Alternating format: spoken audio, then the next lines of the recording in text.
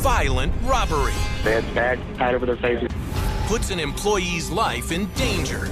They said that shoot him. He had the fear of God in his eyes. They're in the back, please. And police on edge. Are they going to shoot their way out of this? No. It's absolutely terrifying. Hands up, down!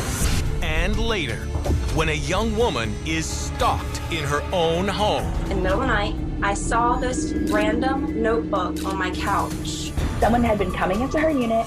There's a terrifying confrontation. Please get out of my apartment. Is he here to kidnap her? Is he here to assault her? I'm thinking I'm dead.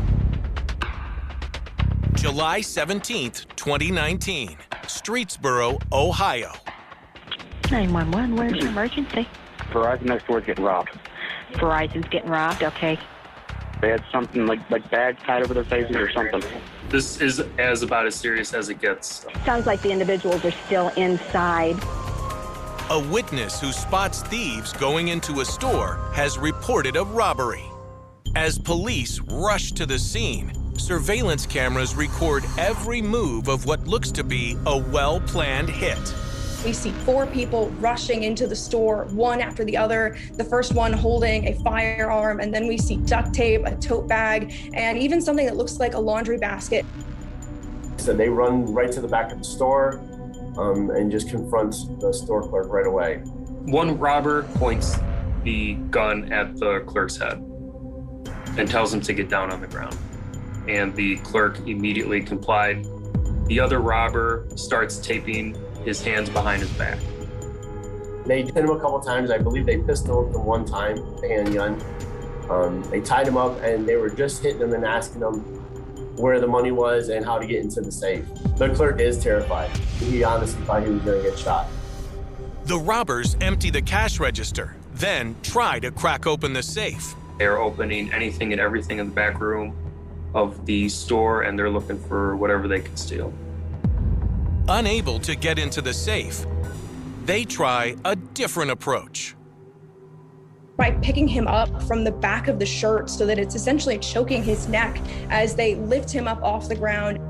That moment must have been absolutely terrifying.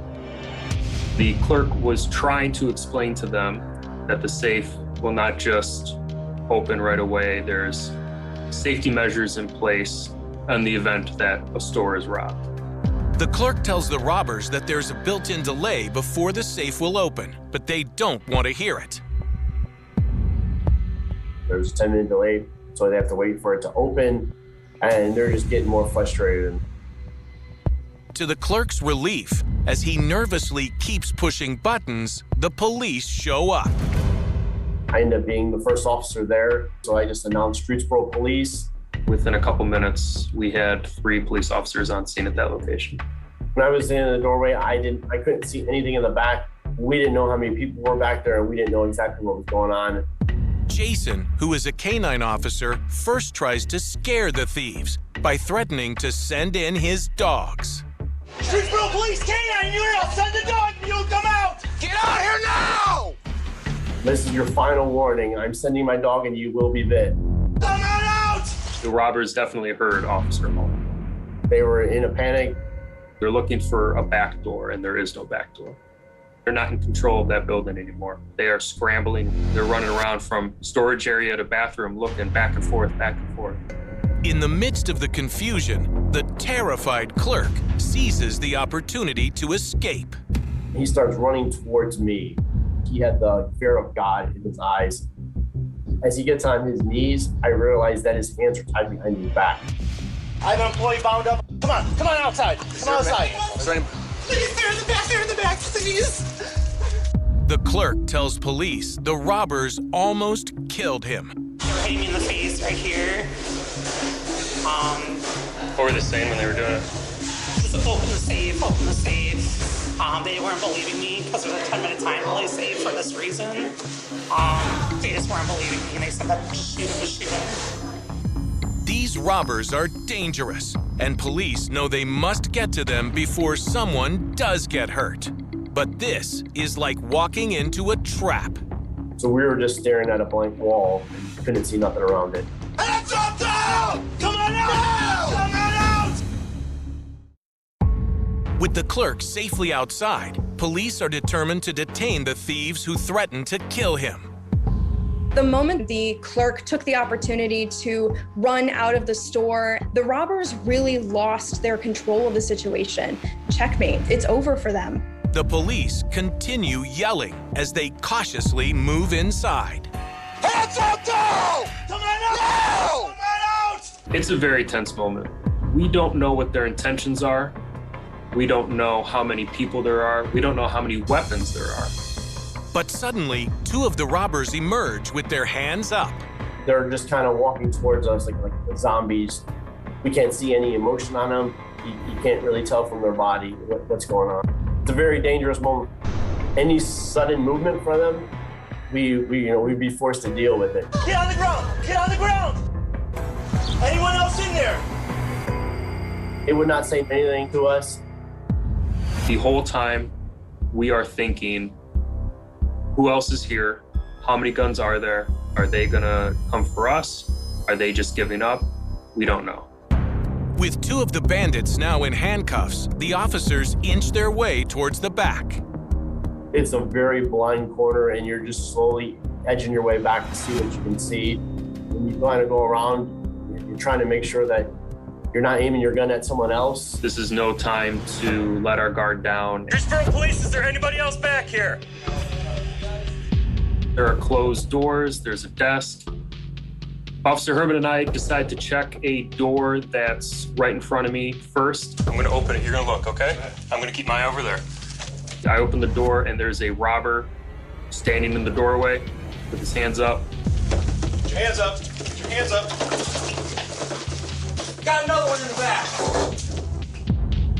To open a closet and to see a robber with his hands up. He's got cash in his pockets that he just took out of a cash register. Doesn't get more real or surprising than that. But that's when Officer Hall gets a glimpse of a fourth robber cowering under a desk. I seen his feet or something was sticking out. Walk him to the front. Just walk him to the front.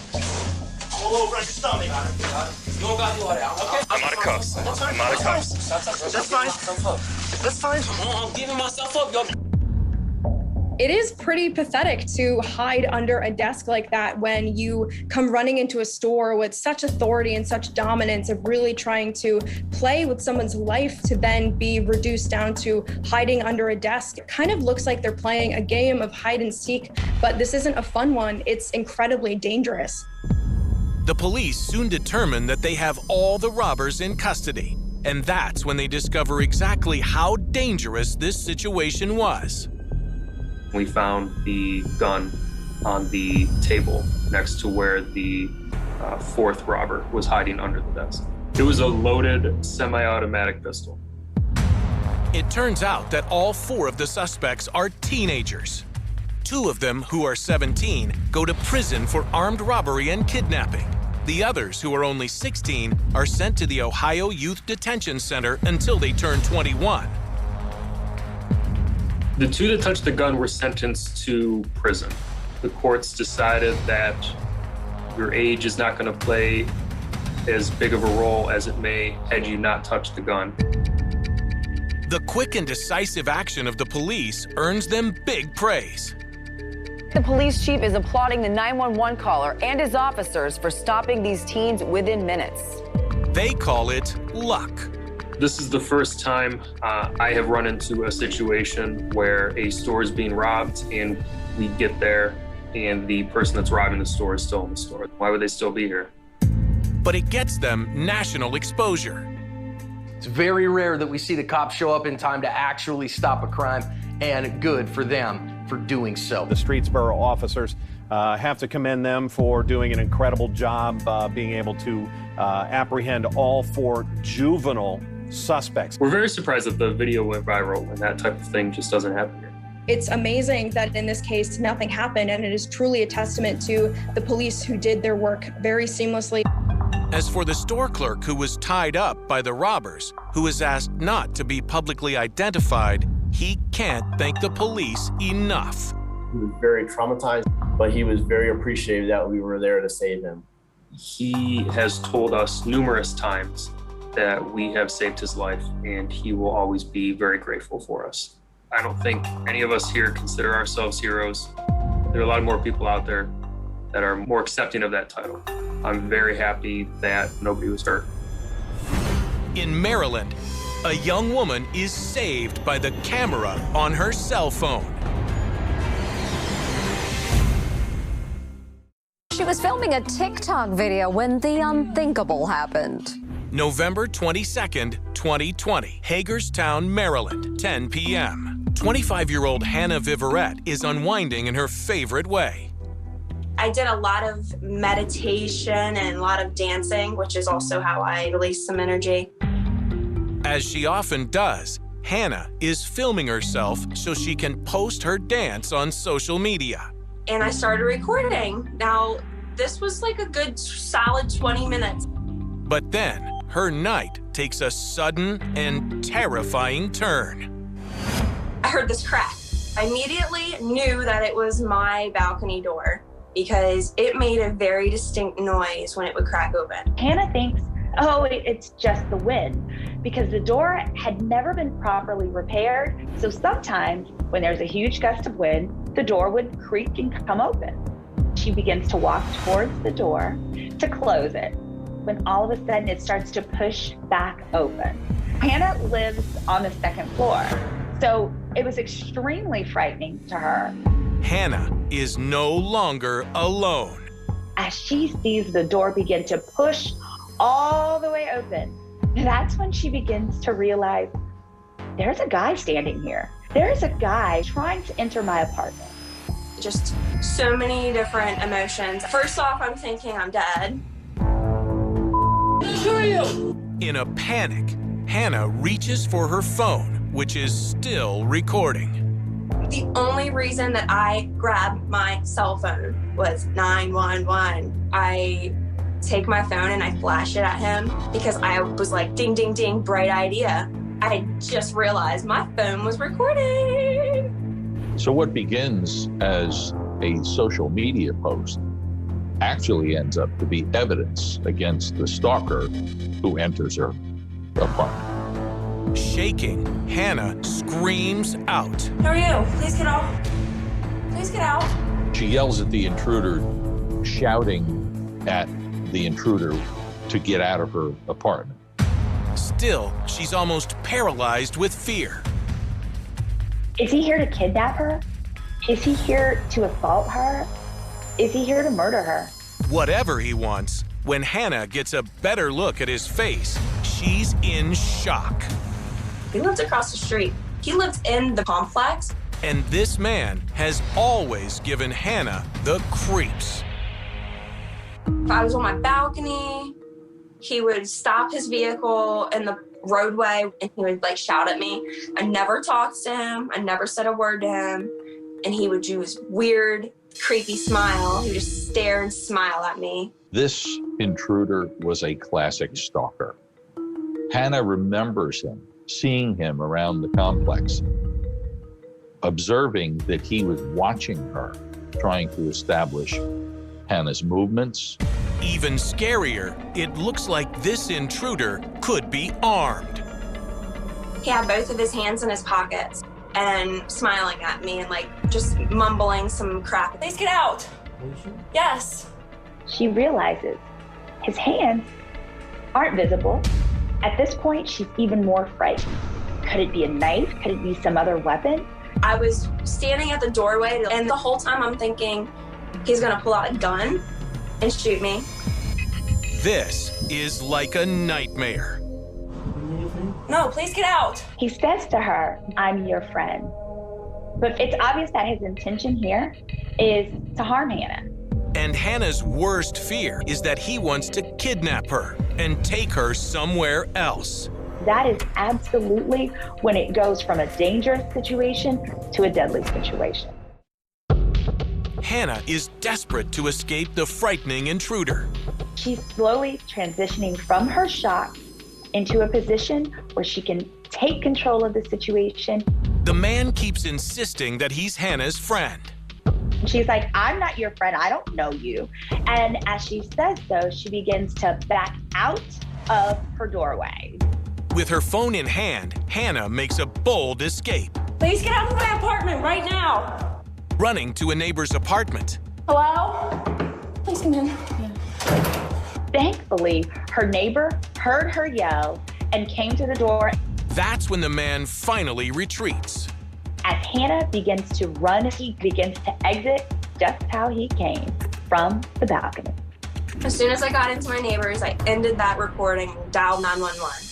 Hello, this is the 911 operator. While she waits for the police, Hannah remembers something that gives her chills. I'm piecing things together, realizing all of the sketchy that has happened, that I have been having really weird feelings. I used to come home in the middle of the day and there would be like random pieces of paper. She'd come home and see that her personal belongings had been moved around.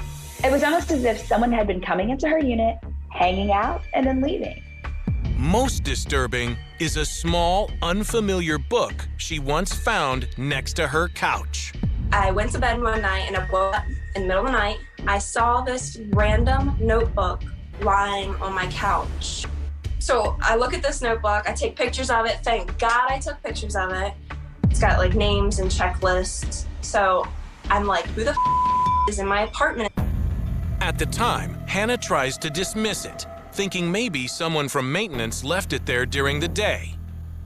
But police believe the incidents are related. And soon, they identify a suspect, Angel Rodriguez Gomez, a former handyman at the complex. Angel was the same name as the guy's name on the cover of that maintenance log that she found. Top of the notebook, clear as day, says prepared by Angel. As a maintenance worker, his job was to go into each person's unit to repair items. So as a result, he had the ability to enter and leave any unit throughout the complex. Of course, not all maintenance and landscaping people are nefarious criminals. However, those that are have the opportunity to become familiar with you, with your environment, with your residence, with the layout, and even later on, possibly even an avenue of escape. This person, as a maintenance employee, had unparalleled opportunity to enter that home. I felt so violated. It was disgusting.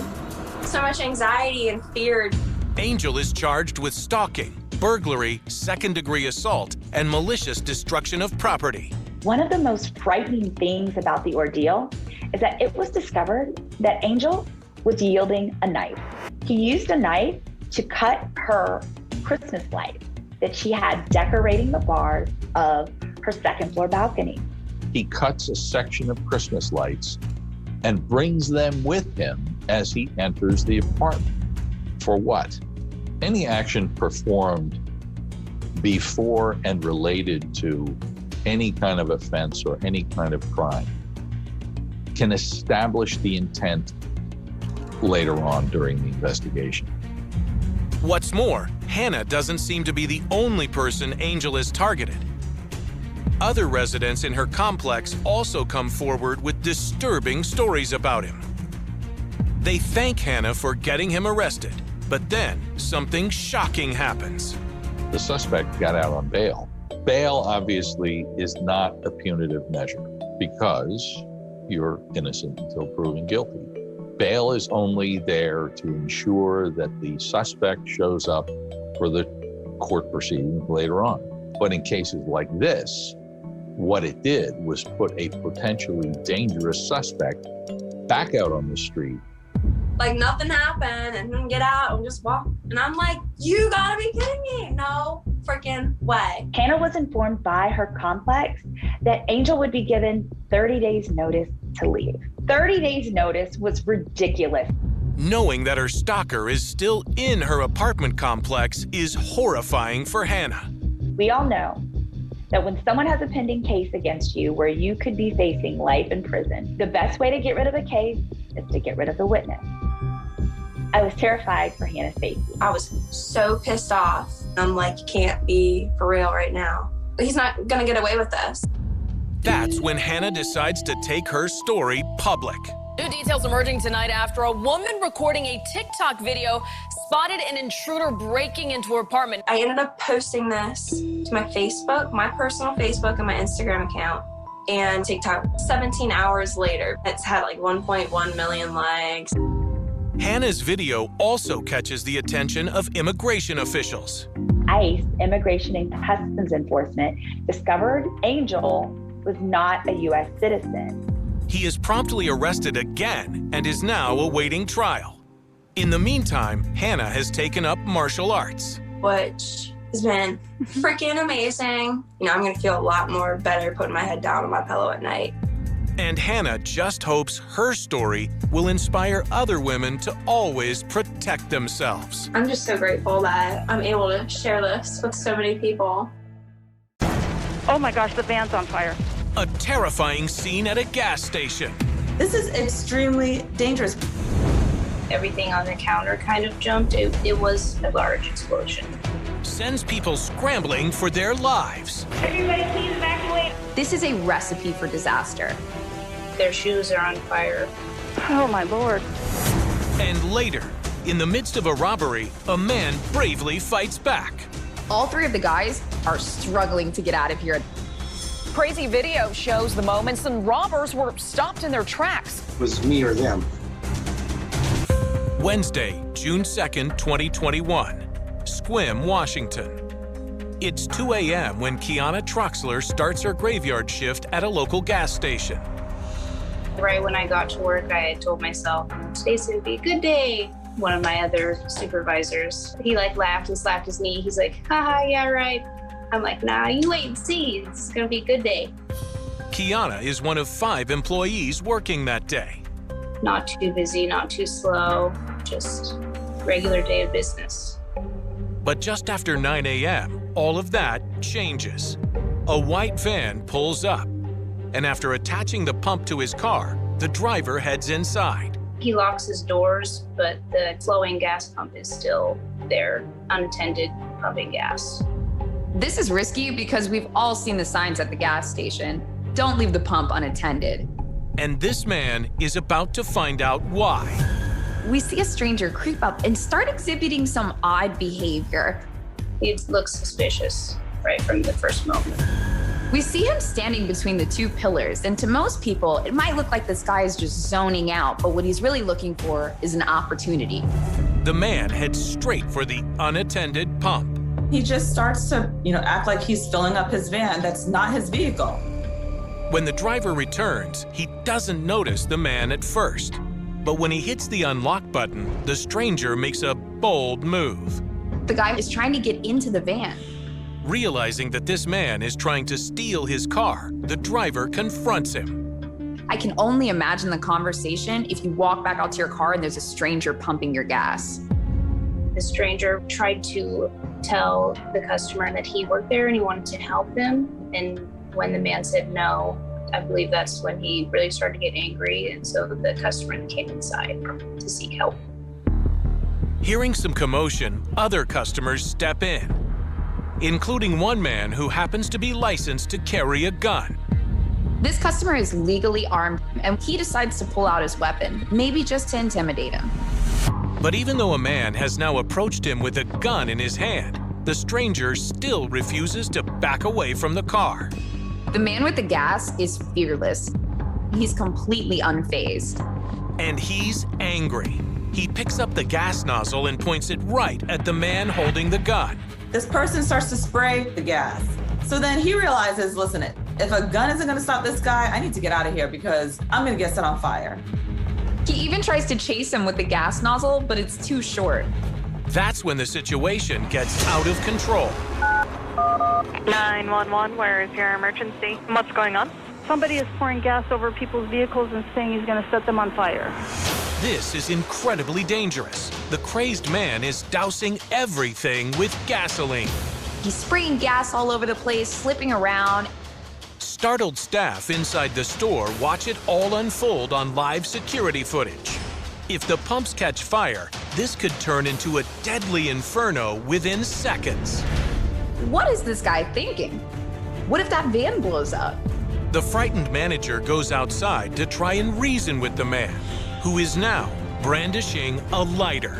He was saying, like, don't do this, you don't want to do this, put it down. Things are starting to get wild. The gas is spilling everywhere. This is extremely dangerous. We're dealing with explosive materials here. And this guy's so frantic and violent, he doesn't even care. The man is in such a reckless rage. He seems to want everything and everyone to go up in flames. Witnesses say the man starts making threats to blow up the gas station. Pouring gasoline over himself and threatening to do it to my manager also. He's willing to set himself on fire and burn the whole place down and anybody else who's around. Terrified for her manager's life, Kiana hits the emergency shutoff valve inside the store. Okay, we shut the pump shut off. Oh my Lord. This is a recipe for disaster. The concrete, the van, the pump, and even people around are covered in gasoline. And then the man sparks a lighter. And within a second, we see a flame.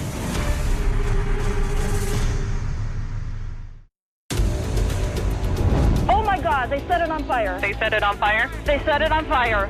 Okay. They set it on fire. This is absolutely horrifying. He drops the nozzle, ignites the lighter, and then within seconds, the whole place goes up in flames. The fire explodes. Even inside the store, people feel the impact. I felt the sliding doors shake. Everything on the counter kind of jumped. It was a large explosion. Panicked, Kiana races to the intercom. Everybody please evacuate all vehicles from the gas pumps now. There's a fire. The pumps are down. We shut them down. He was just trying to destroy basically everything and anything. He set himself and my manager on fire. In the midst of the chaos, Kiana's boss manages to fight through the blaze to grab an extinguisher. It's like a dark figure and very bright, fiery image. He immediately grabbed the fire extinguisher and started extinguishing the flames from the bottom like you're supposed to do. He even turns the extinguisher on the man who just tried to kill him. You can see my manager pushing the stranger out of the fire over while both of their shoes are on fire. He saved this arsonist's life. He sprayed this guy with an extinguisher at short range. But the danger is far from over. So what if the flames leaked to the underground tanks? There could have been a massive explosion that could have killed people from miles away. In the video, you can see those two metal circles right in the right part of the frame. That is the fuel tank itself. If the fuel would have wandered down into those holes, it could have been way worse, and I might not be alive today. Despite the imminent danger, the undeterred arsonist remains determined to get away. You can see the stranger jump right back into the deepest part of the fire, attempting to steal the white van, but it is locked. He decides to try the white pickup next and is successful. They stole the gentleman's truck and took off, so we did not see who it was. Okay, ma'am. And did we see which direction the truck left? We were in shock. Instead of thanking this gas manager for saving his life, he steals a truck and then speeds away. The man peels off onto the roadway, driving recklessly for 11 miles before coming to a dramatic halt. He crashes the truck into a Washington State trooper. The officer was in his car just pulling over a semi-truck when he gets hit. The injuries were so severe that both were airlifted to the hospital. Back at the station, Kiana's boss is miraculously alive with only minor injuries. My manager was very fortunate. The only damage he had to himself was the hair on his arms were a little singed and the soles of his shoes were slightly melted. Police identify the arsonist as 40-year-old David Johnson, a repeat offender who'd only been out of jail for 2 weeks. He faces multiple charges, including first-degree arson, first-degree attempted robbery, and second-degree assault, as well as theft of a motor vehicle and 2 counts of malicious mischief. A lot of people say that it might have been, fair for him to be charged with attempted murder. I believe he did try to kill quite a few people that day. People wonder if Johnson had a death wish. When you have a weapon pointed at you and it doesn't bother you, like pointed at your head, that really, speaks to me that you do want to die. And that day, I don't think he really cared who he took with him. I do hope that the man gets the help he does need. Hopefully he can turn his life around and understand what he did was very wrong and quite selfish. 6 days after the incident, the Sheriff's Department releases the video to the public, and it instantly goes viral. Some new video showing what a man was up to in Sequim before hitting and injuring a Washington State officer. It was all over social media. After seeing that video online, Kiana's family is relieved that she and her co-workers are not hurt. My fiance was really happy that I was home safe, and we're both really good friends with my manager, so we were really happy that he was at home safe with his family. In spite of the terrifying ordeal, Kiana still decided to return to work. I was pretty freaked out the day of. I was not afraid to go back to work because chances of this happening again in my lifetime fairly slim. I'm not going to let it take control of my life. Kiana's manager has shied away from the media spotlight, but people consider him a hero. My manager basically saved everyone's life that day. A lot of people come into the store and they'll be like, good job. And he's like, thanks, I did what I had to do. And I'm like, you're a hero, dude. You're come on now. You're a superhero. You're amazing. You know you are. Accept it. As for Kiana, she copes with a sense of dark humor. People would ask, how's your day? Or how's it going? I'd be like, well, I almost died at work and my manager saved my life. But other than that, everything's good. Business as usual. In another Washington city, another employee also faces terrifying danger on the job. February 15th, 2020, Everett, Washington, 10:50 p.m. Chris Vincent is a longtime bud tender at a local dispensary. Being a bud tender is pretty much the same as being a bartender. The difference is I serve people marijuana. People come in for multiple reasons, either recreational or medical. I have to try to help them find what they want. It's late, and Chris is just about to close up the shop. It was a normal day, and I was starting to wind down the store. We close at midnight, so the hour before, I get the floors clean, get the glass clean, make sure stuff's stocked up. And because of 2 recent robberies at the store, security is top priority. A couple months prior, a couple guys broke into our shop at 4 o'clock in the morning with a sledgehammer. Just cleaned us out. They took probably close to $15,000 to $20,000 worth of product. And then a couple days before Valentine's Day, they came in about 11 o'clock in the morning and held up the morning bud tender. But our shop wasn't the only one being hit at the time. Multiple dispensaries in the area are also targeted. Because marijuana isn't legalized across the country, dispensaries can't drop their money off at most banks. Banks are federally regulated, so they unfortunately have a lot of cash on hand. This can make them a huge target for robbers. We have close to $1 million worth of inventory. So the robbers, all they have to do is clear the shelves. It wouldn't be out of the realm of possibility that there's someone casing the joint and figuring out what to take from the store to make the most money. Dispensaries being what they are and having as much cash and product on hand, it's also common for them to have quite a few cameras around to capture whatever might happen. So Chris keeps a close eye on the security monitors. We have so many cameras around the place, it's unreal. Almost like a casino. Suddenly, his worst fear becomes reality. He sees 3 men outside the store who are heading straight for him. I looked into the camera a little bit and it kind of was like, what are these guys doing? And then all of a sudden, the guys just took off in a dead run. And I kind of froze for a second, for like 3 or 4 seconds, and then the door came barreling open, and they had the gun up. The robbers burst into the dispensary, and almost immediately, one of them points a gun at Chris. They were concentrating on telling me to open the register, open the register, open the register. They know exactly what they're here for. Having a gun pointed in your face is one of the scariest things that can happen to you. A lot of times our adrenaline kicks in, but we freeze up and don't really know what to do. He maintains his composure while they run around. Chris is also prepared. He has a wireless alarm button given to him by the store owner for exactly this kind of emergency. What really caught them off guard is I had an alarm lanyard around my neck, and they seen me push it. They said, "He pushed the alarm, let's get out of here." The thieves think the police are coming, but to Chris's horror, it seems the alarm has malfunctioned. Nothing happened. So they stopped and came back. And these robbers waste no time. One orders Chris to empty the register, while another stuffs all the products he can grab into a bag. He took his glasses off and set them down on my chair that was next to my register and left them there. And he grabbed his bag, opened it up, and tried to start shoving stuff into the bag.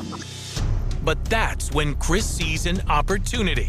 The guy that was getting on the wall, he had the gun in his hand, but he couldn't hold the bag and the gun and pull stuff off the wall. So he put the gun in his waistband. I was waiting for my time to get in there. When he put the gun away, that's when I took action. It was me or them. As Chris tries to figure out how to stop the robbers, he remembers something. I have bear spray located all over the store. Marijuana dispensaries are prohibited from having guns on the premises. So what do? They have baseball bats or bear mace. Bear spray is non-lethal, but if it takes a bear down, it's going to take a grown man down. So Chris makes a bold, calculated move. If you do a play-by-play on the video, you'll see me standing at the register, and it's a Verdi desk, so it raises up and down. So underneath of it, I have bear spray. I look over at the other guy, and you see me just grab it and just very calmly just open it like I was opening up a bottle of Coca-Cola. He stays calm, cool, and collected. And I just started going to town on the guy. He goes after one on the right side, and before the guy on the left even knows what's happening, he's already turned his sights on him. These guys are completely engulfed in this thick cloud of bear mace. I kept my finger on the trigger and did a fanning motion. I just sprayed the guy coming on my left, and I came to the guy on the right, and then the other guy was trying to get out the door. Now, all three robbers just want to get out of the store and away from Chris. Bear spray can cause significant swelling of the nasal passages. It can cause trouble breathing, which can bring on panic. It can cause your eyes to shut uncontrollably. People are fumbling around, they can't see. The key ingredient of bear mace is something found in chili peppers. It causes involuntary eye closure and then respiratory issues to stop aggressive behavior. And it burns horrible. But it works. All three of the guys are struggling to get out of here at this point. We see them frantically knock things over while they're trying to get out. None of them want anything to do with it. If you ever watched Looney Tunes or cartoons, it was just like what you see in a cartoon. They scattered like no other's business. They couldn't even get the door open fast enough. I mean, they were knocking stuff down. They were hysterical because I got the guy right square in the face. Finally, they get the door open, making a desperate run for it with thousands of dollars worth of merchandise. Chris immediately calls the police. When they arrive, they find important clues. In their rush to escape, the suspects leave key evidence, including sunglasses and a cell phone. And everything is caught on camera. One of the good things about this having occurred at a marijuana dispensary was that there was video. That video was posted on social media. Posting the video leads to a flood of tips. But to Chris's surprise, it also turns him into somewhat of a local celebrity. Crazy video shows the moments when robbers were stopped in their tracks. A store employee used bear spray to chase them out of an Everett pot shop. I was very surprised. My favorite newscaster said my full name, and I was just like, that was the best part of the whole ordeal. Still, Chris is modest about what he did. It was lots of praise, and you're a hero, I'm glad you did that. And, it's not a hero thing to do, it's just, I was protecting myself and protecting what is ours. A few months after the robbery, authorities arrest the 3 men seen in the video, who were all in their early 20s, and charge them with first-degree robbery. For them to target us like that, it's just like, shame on you. They got away with it, twice, and then the third time, it just didn't work out for them. Police say the suspects are likely connected to the string of robberies at other local dispensaries. The arrests bring Chris some much-needed stress relief, but going back to work has still been hard. To be honest with you, I didn't want to come back. I really didn't. But the thing is, the owner of the shop and I were pretty close friends. We've been friends for over 8 years. And Chris knows that his quick-thinking bear mace tactic prevented things from being a lot worse. Fighting back against a robbery doesn't always have to end up with somebody getting hurt. In this case, Chris thinking to use bear spray. Nobody got hurt, less product was stolen, less cash was stolen, and the outcome was pretty good. We know they'll never be back at this store. It would be a pretty bold move. I'm glad that they got caught. I'm sorry that they screwed up the rest of their life. We do dumb things when we're younger, but, some are dumber than others. On the morning of May 9th, 1978, the people of Sicily woke to news that seemed shocking, confusing, and strangely difficult to understand. Somewhere along the Palermo-Trapani railway line, an explosion had torn through a section of track. The blast had been powerful enough to damage the railway infrastructure itself. More horrifyingly, human remains were found at the scene. The body had been devastated by the force of the explosion, making the circumstances of death difficult to immediately reconstruct. Before long, a name began circulating among investigators, local residents, and journalists. The dead man was Giuseppe Impastato. Most people knew him by another name, Peppino. At first glance, the story appeared straightforward. Authorities were presented with a scene that seemed to suggest a failed act of sabotage. According to the initial narrative, the dead man may have been attempting to carry out an attack involving explosives. Another version suggested something even more disturbing, that the explosion was connected to an act of suicide.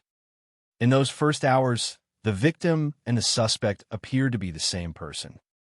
The man lying dead on the railway tracks was also being portrayed as the man responsible for creating the disaster. But almost immediately, there were people who refused to accept that explanation. They were not detectives. They were not prosecutors. They were not experts in explosives. They were the people who knew Peppino Impastato best.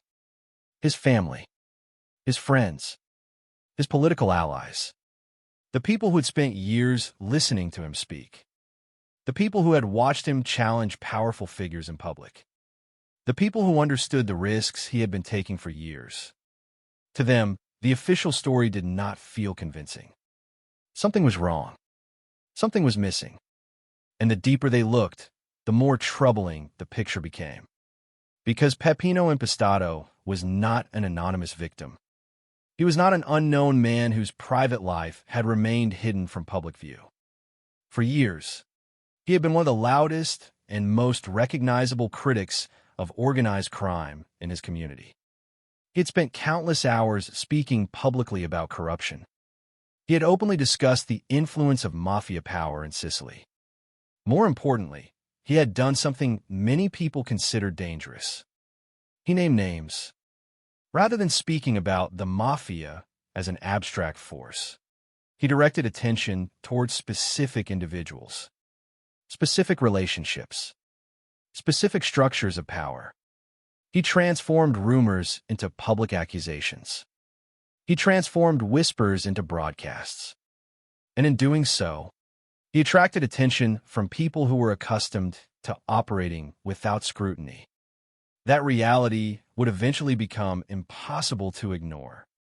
But on that morning in May 1978, the truth remained obscured behind confusion, speculation, and competing narratives. What exactly had happened during the final hours of Peppino Impastado's life? Why had a man known for his public activism ended up dead beside a railway line?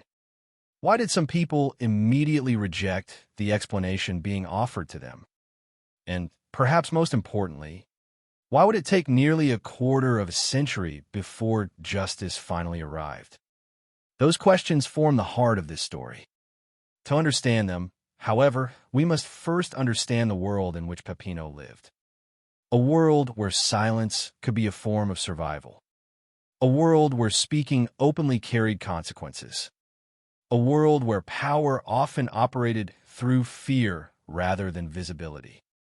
And a world in which challenging that power could prove fatal. The story begins in Sicily. More specifically, in the small town of Cinisi, near Palermo. For many outsiders, Sicily has long been associated with beauty, history, and culture. Yet it has also become synonymous with another reality, the enduring influence of organized crime. For generations, the name Cosa Nostra carried enormous weight throughout parts of the island. Its influence was not always visible. It did not need to be. Power rarely announces itself when everyone already knows it exists. The presence of organized crime could be felt in conversations that stopped when certain subjects emerged, in names spoken quietly, in accusations that remained private, in fears that rarely appeared in official documents. Many people understood these realities. Few challenged them publicly. Fewer still did so repeatedly. And fewer still did so while identifying the individuals they believed were responsible. Peppino Impastado became one of those people. Yet the remarkable aspect of his story is not merely that he opposed the mafia. It is where he came from, because Peppino was not an outsider attacking an unfamiliar system. He had been born into an environment connected to that very world. His family had ties to mafia circles. His father, Luigi Impastado, was associated with that environment. Other relatives also had links to organized crime. One of his relatives, Cesare Manzella, was a well-known mafia boss.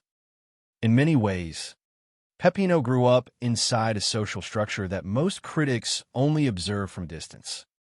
He understood its language, its customs, its influence, its expectations, perhaps that made his later choices even more extraordinary. At some point, he chose a different path. Rather than accepting the traditions surrounding him, he openly rejected them.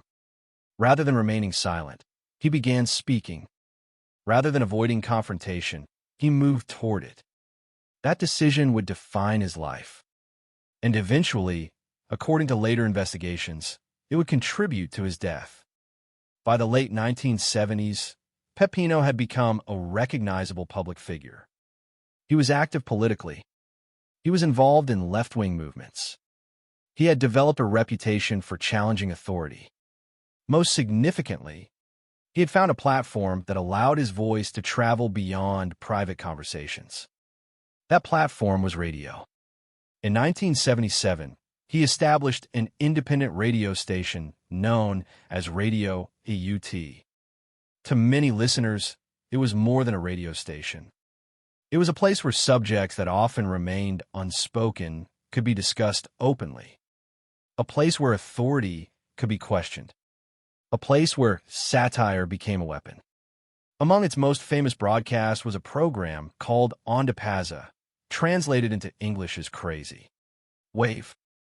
The title itself suggested irreverence. The content was even more provocative. Using satire and criticism, Peppino mocked corruption. He mocked powerful figures. He mocked local leaders. And according to the information he presented, he mocked individuals connected to organized crime. Among those he repeatedly targeted was a local mafia boss named Gaetano Badalamenti. Again and again, Peppino directed public attention toward him. Again and again, he challenged his influence. Again and again, he used the airwaves to raise allegations concerning criminal activity and power structures within the region. Whether listeners agreed with him or not, one fact became increasingly clear. People were listening, and that visibility created danger. Public criticism is one thing. Persistent public criticism is another. Persistent public criticism directed at specific powerful individuals is something else entirely. Years later, investigations would conclude that mafia figures viewed Peppino as a growing threat. Not because he possessed weapons, not because he commanded armies, but because he possessed something far more difficult to control: an audience, ideas, credibility, influence, the ability to make people question what they had previously accepted. By early 1978, that influence appeared to be expanding. Peppino entered local politics as a candidate for the City Council of Sinisai. Representing Democrazia Proletaria, he continued speaking about corruption, smuggling, and mafia influence. His campaign became an extension of the work he had already been doing. He was no longer merely criticizing power from outside institutions. He was attempting to enter public office while continuing to expose the forces he opposed.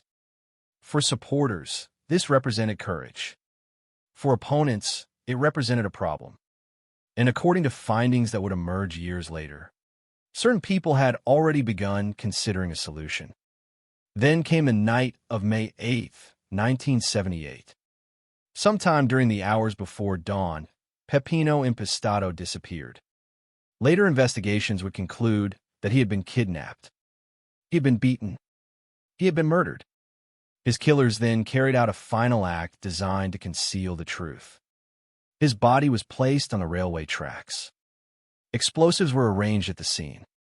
The resulting blast devastated the remains and created an alternative story, one that investigators and journalists would initially confront before they ever confronted the possibility of murder.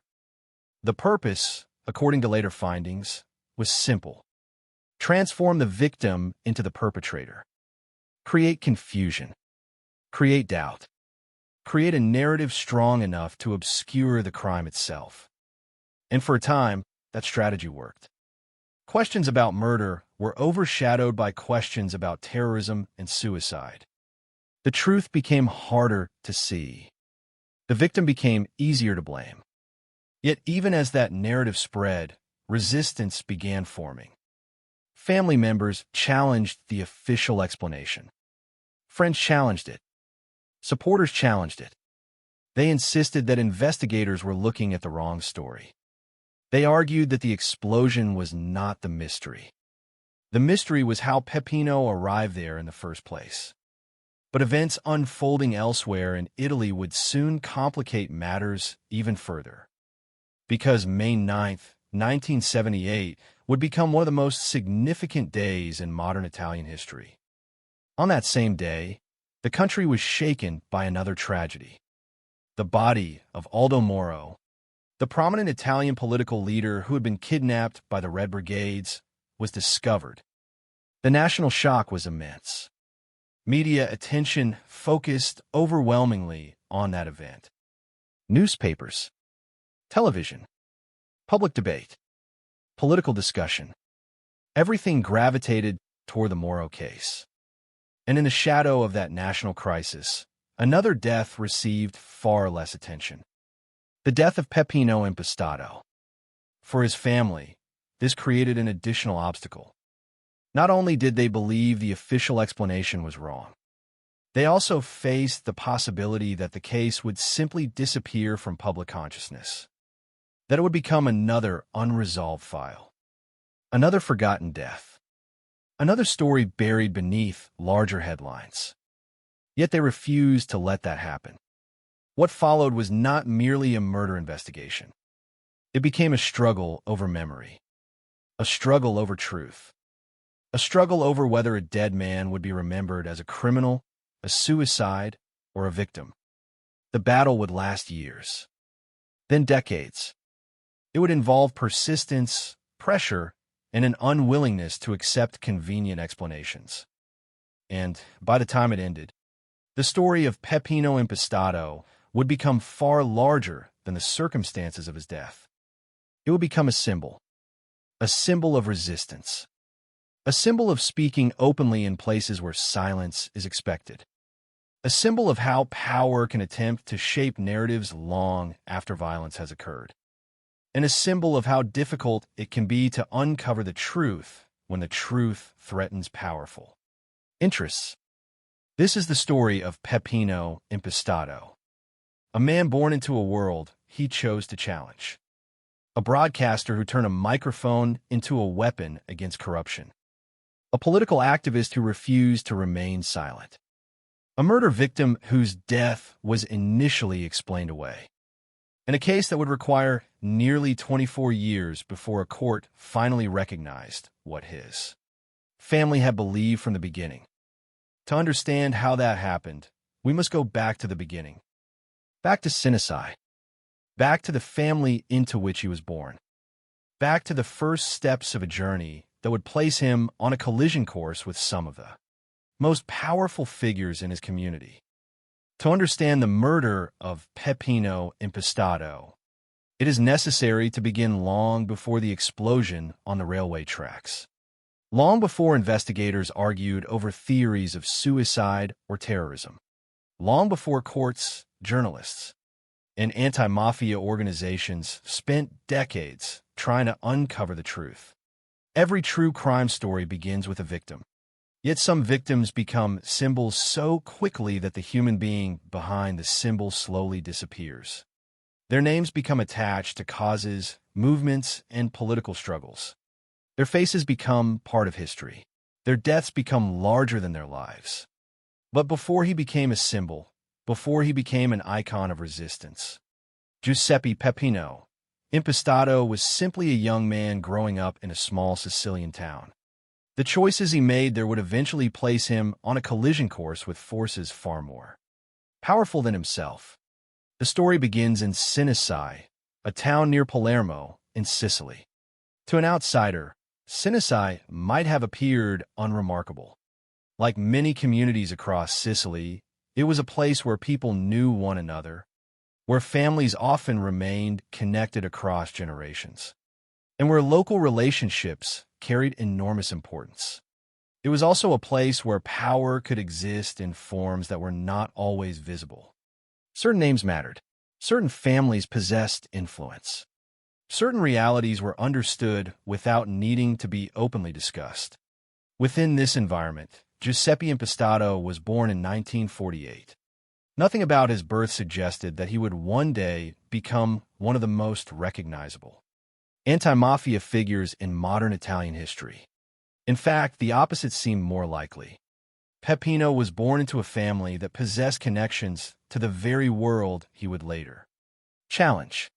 This is one of the most important and remarkable aspects of his story. Many people who oppose criminal organizations do so as outsiders. They observe corruption from a distance. They criticize systems they were never part of. Peppino's situation was fundamentally different. He was not standing outside the structure looking in. He had been born within its shadow. His father was Luigi Impastato. Members of the family maintained ties to circles connected with the Sicilian mafia. These were not distant associations buried deep in family history. They formed part of the environment in which Peppino grew up. One of his relatives, Cesare Manzella, was a well-known mafia boss. For many observers, this fact remains one of the most fascinating elements of the entire case. How does someone emerge from such an environment and choose a completely different path? What experiences lead a young man to reject the expectations surrounding him? What allows one person to see the same world as everyone else and reach entirely different conclusions? The available information does not provide detailed answers to those questions. What it does reveal is that at a relatively young age, Peppino made a decision that would shape the rest of his life. He openly rejected the traditions that connected parts of his family to organized crime. Rather than accepting the culture surrounding him, he challenged it. Rather than remaining silent, he spoke. Rather than protecting existing power structures, he questioned them. This choice carried consequences. Opposition to organized crime is dangerous under any circumstances. Opposition from within a community already requires courage. Opposition from someone whose own family possesses connections to that world creates an even more complex situation. Such a decision is not merely political. It is personal. It touches relationships, expectations, loyalties, and identities. For Peppino, the break was public and unmistakable. As he grew older, he became involved in left-wing political activism. He increasingly aligned himself with movements that challenged existing power structures. While many people may have quietly disapproved of mafia influence, Peppino took a more confrontational approach. He believed corruption should be exposed. He believed abuse of power should be challenged. Most importantly, he believed that fear should not determine what could or could not be discussed publicly. These beliefs gradually transformed him from a private citizen into a public figure. The process did not happen overnight. Public reputations are built through repetition. A single speech can be forgotten. A single criticism can be ignored. A single accusation can disappear. But repeated challenges become harder to dismiss. Over time, Peppino became increasingly visible within local political and social life. His voice became familiar. His opinions became recognizable. Supporters admired his willingness to speak openly. Critics viewed him as provocative and confrontational. Regardless of perspective, people paid attention. And attention, in environments shaped by power and influence, can become dangerous. By the mid-1970s, Peppino had reached an important realization. If he wanted to challenge corruption effectively, he needed a platform. He needed a way to communicate directly with ordinary people. He needed a medium that could bypass traditional channels and allow information to travel freely. In 1977, he found that platform. He established Radio AUT, an independent radio station. The creation of Radio AUT represented a turning point not only in Peppino's life, but also in the story that would eventually lead to his death. The station gave him something he had never possessed before: consistent access to an audience. Every movement that challenges authority depends upon communication. Ideas must be shared. Information must be distributed. Questions must be asked publicly rather than privately. Radio AUT allowed all of these things to happen. It became a space where discussions could occur outside the boundaries that often constrain public conversation.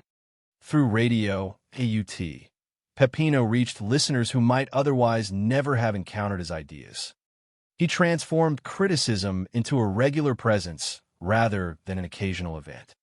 Most importantly, he developed a style that attracted attention. One of the station's most famous programs was called Onda Pazza, or Crazy Wave. The title itself reflected a willingness to break conventions. Rather than adopting a restrained or cautious tone, the program used satire, humor, and ridicule. Corrupt officials became subjects of mockery. Powerful figures became targets of criticism. Local authority figures were challenged openly. This approach mattered because satire has a unique ability to undermine power. Fear often depends upon seriousness. Authority often depends upon distance. Public ridicule can weaken both. Through Onda Pazza, Peppino did more than criticize. He exposed, questioned, and mocked. He transformed issues that many people discussed privately into topics of public conversation. Yet one aspect of his broadcast distinguished him from many other critics. He did not merely speak about the mafia as a general concept. He identified specific individuals. This distinction is crucial. General criticism is often tolerated because it remains abstract. It lacks direct targets. Naming names changes everything. Peppino repeatedly directed attention toward local mafia figures. Most notably, he focused on Gaetano Badalamenti. According to the information he broadcast, Badalamenti stood at the center of activities that Peppino believed deserved public scrutiny. He associated the mafia boss with criminal influence and alleged involvement in international drug trafficking connected to Palermo Airport. These accusations were not whispered in private rooms. They were delivered through a public medium. They reached listeners. They circulated throughout the community. They became part of local conversation. This transformed Peppino from a political activist into something more threatening from the perspective of those he criticized. He became a source of information. He became a source of embarrassment. He became a challenge to authority. It is difficult to overstate the significance of this transformation. Throughout history, powerful organizations have often tolerated critics, so long as those critics remain isolated. What becomes dangerous is influence. Influence creates audiences. Audiences create awareness. Awareness creates pressure. By repeatedly broadcasting his allegations, Peppino was not simply expressing opinions. He was encouraging people to look more closely at structures of power they may have previously accepted as inevitable. He was asking listeners to question assumptions. He was asking them to examine relationships. He was asking them to think critically about who held power and why. Such questions can be uncomfortable. They can also be threatening. Over time, according to later investigations, Peppino's growing influence attracted increasing concern from mafia figures. The reason was not physical force. Peppino possessed no army. He commanded no criminal network. He controlled no territory. His strength came from something much less tangible but potentially more powerful: credibility. People listened to him. They remembered what he said. They discussed his broadcasts. His words traveled. His ideas spread. His visibility increased. And visibility can become a serious problem for those who depend upon secrecy, intimidation, or silence. What makes Peppino's story especially compelling is that he appeared fully aware of the environment in which he was operating. Unlike outsiders who might underestimate the risks involved, he understood the realities of Sicilian organized crime. He understood where he lived. He understood the influence certain individuals possessed. He understood the consequences that could accompany public confrontation. Yet he continued. The decision to continue matters because courage is often misunderstood. Courage does not require ignorance of danger. In many cases, courage exists precisely because danger is understood.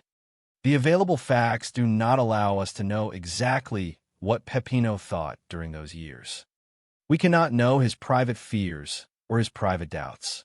What we can observe is his behavior. Year after year, he remained active. Year after year, he continued speaking publicly. Year after year, he used his platform to challenge individuals he believed were abusing power. By 1977 and early 1978, his role within the community had evolved further. He was no longer simply a broadcaster. He was becoming a political figure as well. His activism, his radio work, and his public criticism had combined to create a recognizable identity. Supporters increasingly viewed him as a voice of opposition to corruption and organized crime. Opponents viewed him differently.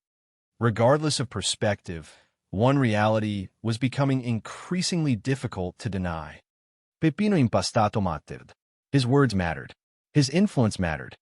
And, according to conclusions reached years later, that influence was precisely what made him dangerous in the eyes of powerful individuals. Long before the explosion on the railway tracks, long before investigators debated competing narratives, long before courts would revisit the case, the central conflict had already taken shape. On one side stood a man armed with a microphone, political conviction, and a willingness to speak publicly. On the other side stood forces that, according to later investigations, had grown increasingly uncomfortable with his visibility and influence. The distance between those two sides was narrowing. The tension was growing. The confrontation was approaching. And in early 1978, as Peppino prepared to take another step into public life, events were already moving toward a tragic conclusion that would change not only his own future, but also the history of Italy's struggle against the mafia. By the beginning of 1978, Peppino Impastato had already spent years building a reputation as one of the most outspoken critics of mafia influence in his community. Through political activism, public engagement, and the broadcasts of Radio AUT, he had transformed himself from a private citizen into a recognizable public figure. He was no longer merely commenting on events from the sidelines. He had become part of the public conversation itself. His voice carried weight. His opinions reached listeners. His criticisms were heard. For some, he represented courage and honesty. For others, he represented a growing problem. The tension that had been building around him for years was now entering a new phase. In early 1978, Peppino made a decision that would further increase his visibility. He entered local politics as a candidate for the Cinecittà Town Council. He ran under the banner of Democrazia Proletaria, a political organization associated with left-wing activism and social change. To many candidates, local elections represent opportunities to influence policy and participate in civic life. In Peppino's case, however, the campaign carried a deeper significance. His candidacy symbolized something larger than a simple political contest. It represented the possibility that a man who had spent years publicly criticizing corruption and mafia influence might now gain an official platform within local government. The importance of this development should not be underestimated. Radio broadcasts could reach listeners, but elected office carried a different kind of legitimacy. Public criticism could attract attention, but political office could transform attention into influence. Whether Peppino would ultimately win or lose was almost secondary to the fact that he had entered the race at all. His candidacy demonstrated that he intended to continue his struggle openly, publicly, and without retreat. During the campaign, he did not moderate his message. He did not soften his criticism. He did not abandon the themes that had defined his activism. According to the information available, he continued speaking about corruption. He continued discussing smuggling. He continued highlighting the influence of mafia power within local society. Most significantly, he continued doing what had already made him dangerous in the eyes of powerful individuals. He continued exposing what he believed needed to be exposed. There is a tendency in retrospect to view historical events as inevitable. Once we know the ending of a story, every earlier moment appears to point toward it. But for the people living through early 1978, the future remained uncertain. Peppino was alive. His radio station continued operating. His campaign was underway. His supporters remained active. His critics remained frustrated. Life moved forward one day at a time. Yet beneath the surface, according to later investigations and witness accounts that would emerge years afterward, something was changing. Authorities would eventually conclude that members of the Sicilian Mafia had become increasingly concerned about Peppino's growing influence. This concern was not based on physical power. Peppino possessed no criminal organization. He commanded no armed force. He held no government office.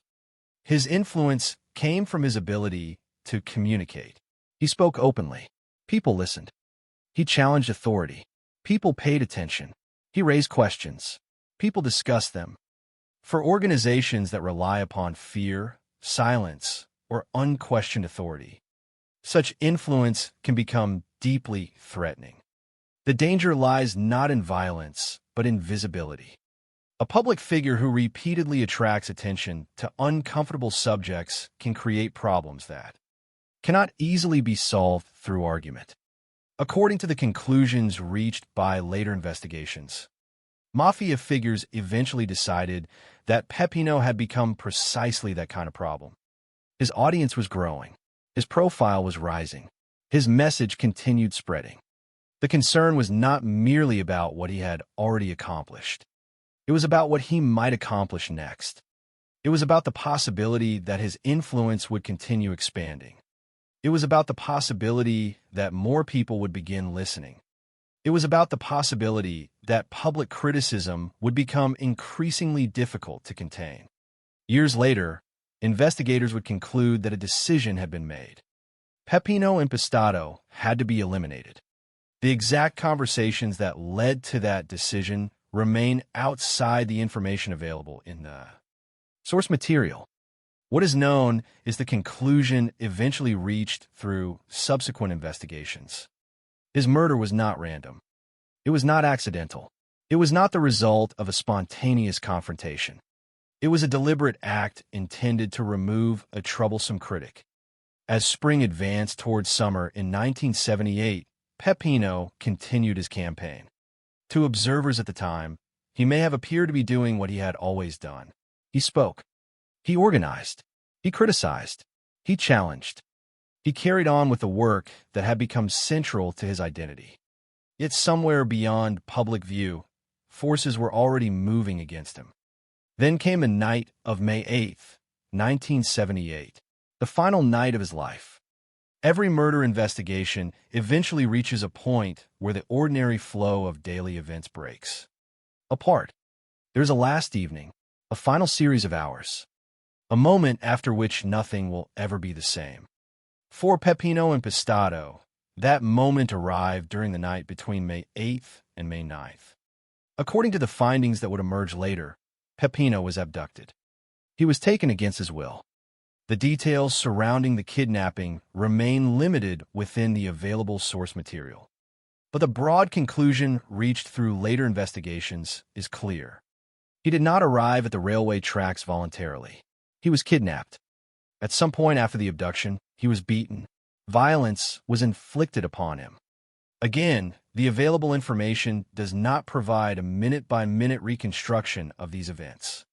It does not describe every movement or every injury.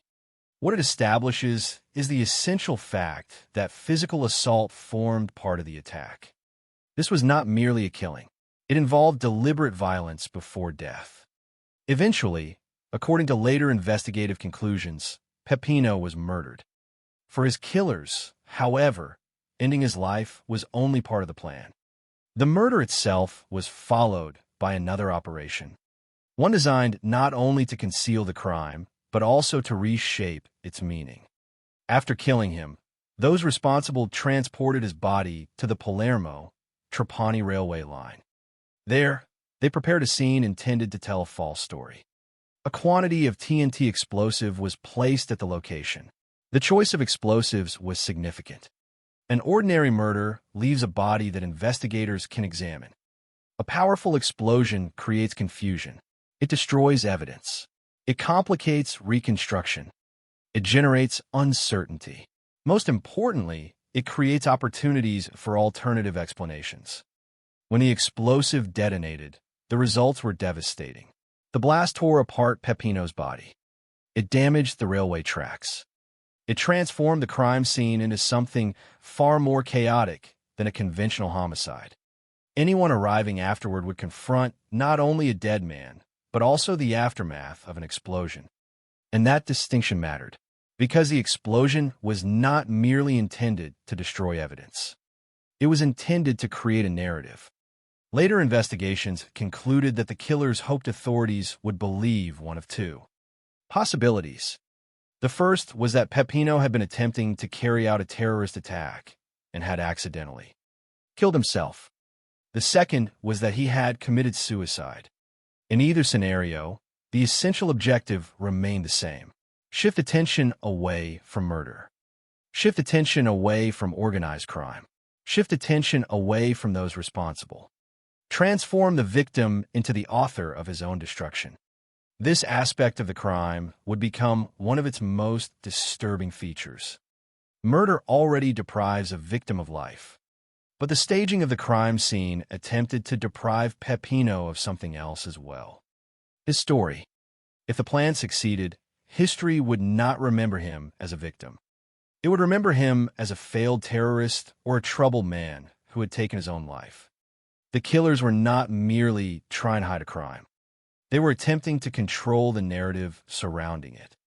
In many ways, the deception was as important as the violence itself. The railway tracks became a stage. The explosives became props. The false narrative became part of the weapon. The body discovered on the morning of May 9th would therefore tell two different stories. Simultaneously, one story was false. It was the story carefully constructed by those who had committed the crime. The other story was true. It was the story hidden beneath the destruction, waiting to be uncovered through years of persistence and investigation. On the morning after the murder, however, almost nobody could see the full picture. Investigators confronted a scene dominated by explosive damage. Journalists encountered a confusing and sensational event. The public received fragmented information. Uncertainty filled the gaps. In many criminal cases, the truth begins hidden and gradually becomes clearer. In this case, the truth began buried beneath an elaborate deception. The confusion was not accidental. It was the intended result. The circumstances of Peppino's death were designed to generate doubt. Every unanswered question benefited those responsible. Every incorrect assumption created distance between investigators and the truth. Every day spent pursuing false explanations increased the chances that the murder would remain concealed.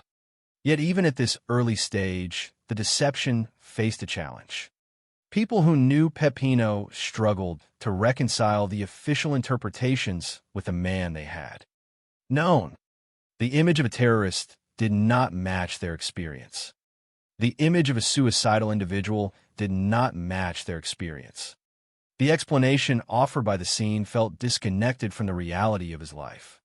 Those doubts would eventually become crucial. But on May 9th, 1978, the future remained uncertain. The body had been found. The explosion had occurred. The false narrative had been set in motion. The victim could no longer speak for himself. And the people seeking answers were about to enter a battle that would last for decades. What happened on the railway tracks ended Peppino Impastado's life. It did not end the story. In many respects, it was only the beginning.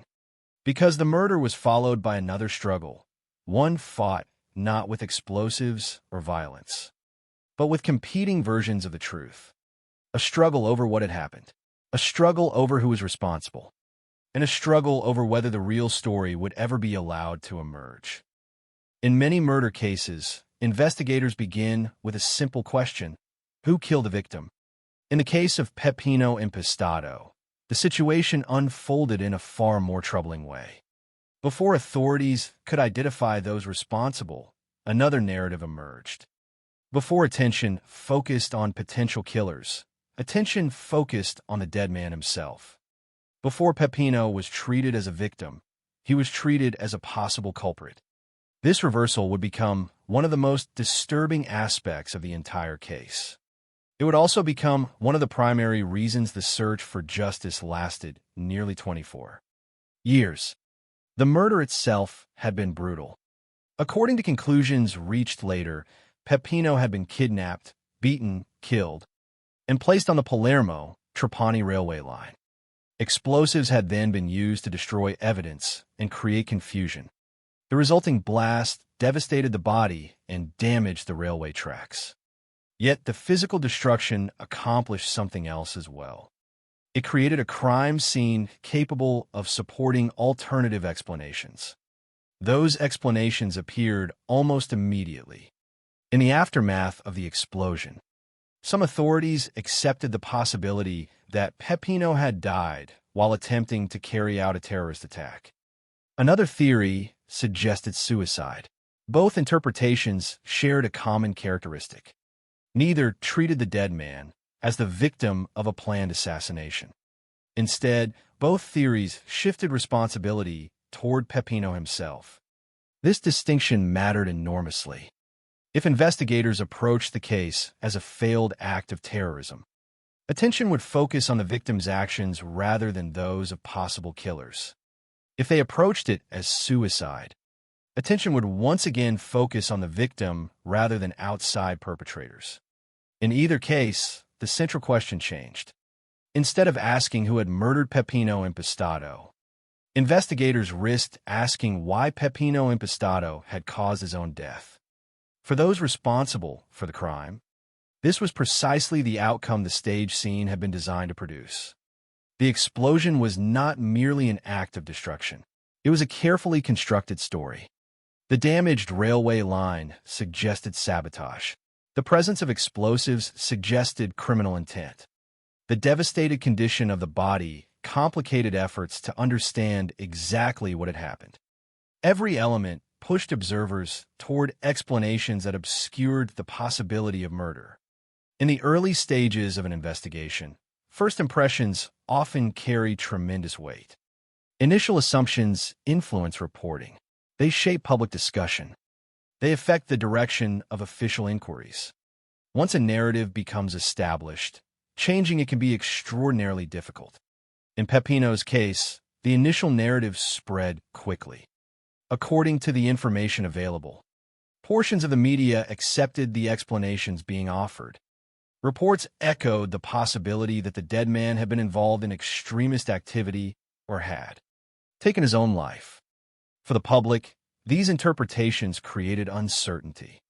Many people encountered the story through newspapers or broadcasts that reflected the prevailing assumptions of the moment. They saw the railway explosion. They saw references to terrorism or suicide. They saw speculation presented as a plausible explanation. What they did not yet see was evidence of a planned assassination. This situation created a profound injustice. A man who had spent years criticizing corruption and organized crime now faced a posthumous attack on his reputation. The circumstances of his death threatened to redefine his entire public identity. Instead of being remembered for his activism, he risked being remembered as either a failed extremist or a troubled individual who had chosen death. The murder had silenced his voice. The false narrative threatened to silence his legacy as well. Then another development complicated the situation even further. According to the source material, a letter emerged that was used to support the suicide theory. The details of the letter are not extensively described in the available information. What is clear is that it became part of the argument advanced by those who believed Peppino had taken his own life. In any investigation, documents can carry enormous influence. A letter can appear persuasive. It can shape public opinion. It can create the impression that uncertainty has been resolved.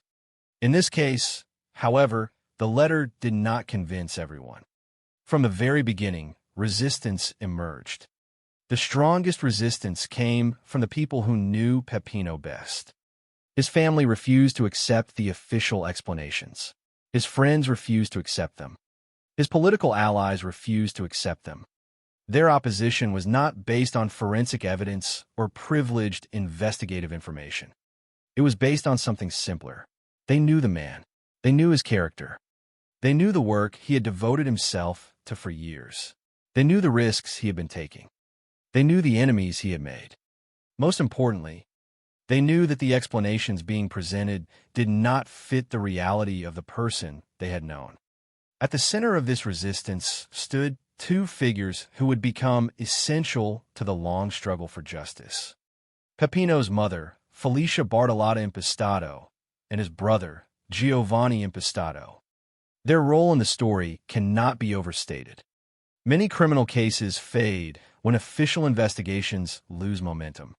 Public attention shifts elsewhere. Witnesses move on. Memories weaken. Families become exhausted. The passage of time often benefits those responsible for wrongdoing.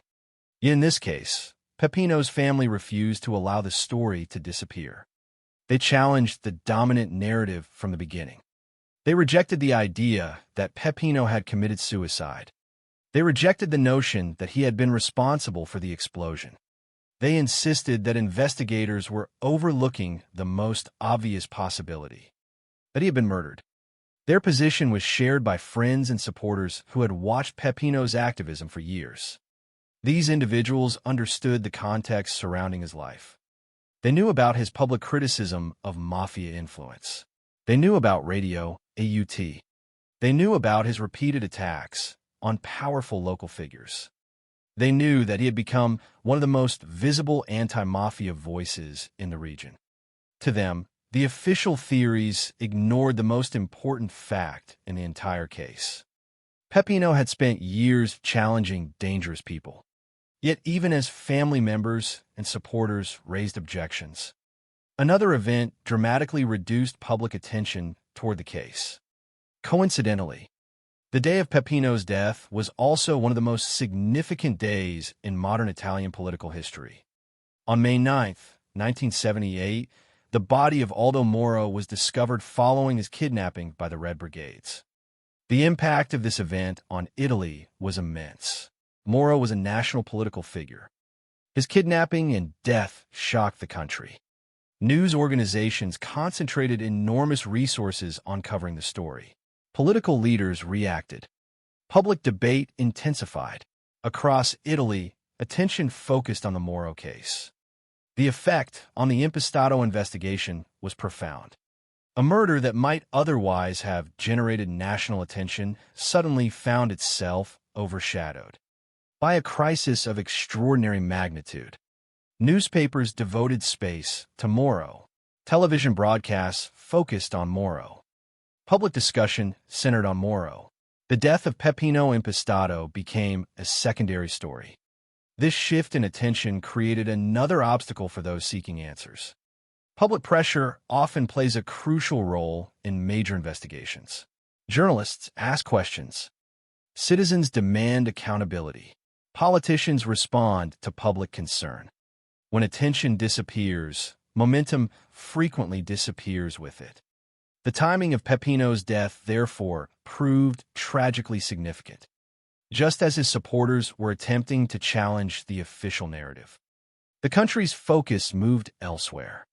The years that followed became a long period of frustration. The available source material describes a prolonged struggle to reopen the case and secure a serious investigation into the possibility of murder. This was not a process measured in weeks or months. It unfolded across years, then across decades. During this period, Peppino's family and anti-mafia activists continued their efforts. They refused to abandon the search for truth. They refused to accept the official conclusions. They continued gathering information. They continued raising questions.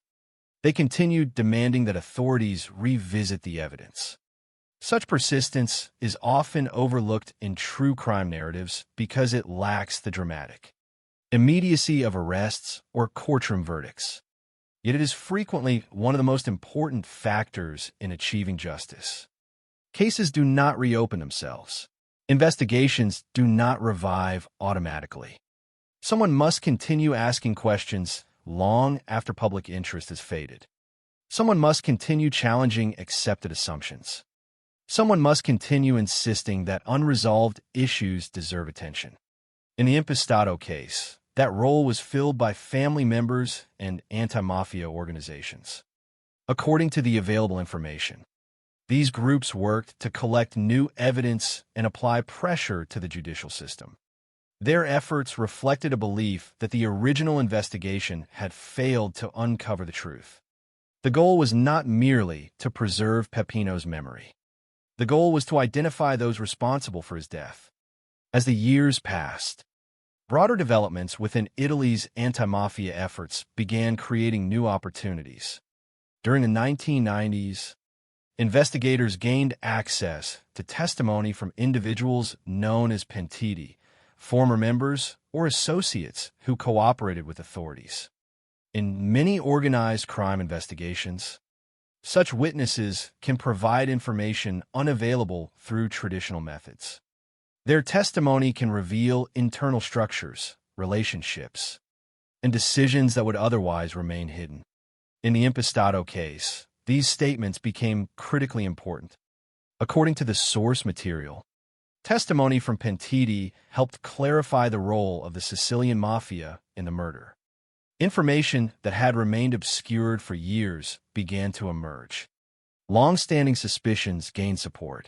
Alternative explanations lost credibility. Gradually, the narrative that family members had defended for years began receiving institutional recognition. This development represented a turning point. For decades, supporters had argued that Peppino had been murdered because of his anti-mafia activism.